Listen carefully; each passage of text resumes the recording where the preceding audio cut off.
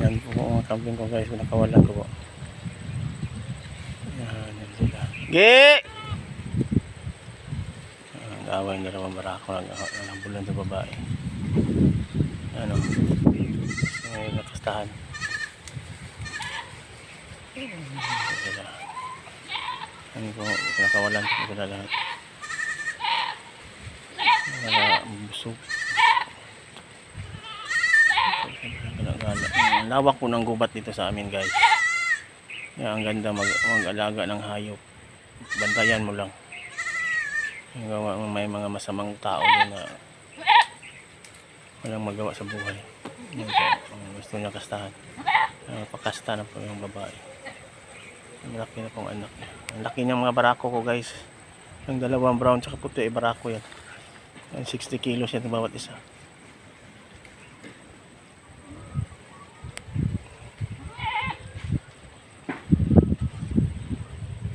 Salamat po guys. Salamat sa inyo. Salamat sa panonood. Ito lang po ang buhay ko rito guys. Mag-alaga ng mga hayop. Kunting tiyaga lang at saka tiis. Pagkatapos nito pahinga na. Ay pauwi na to guys. Kaya alas 4 na.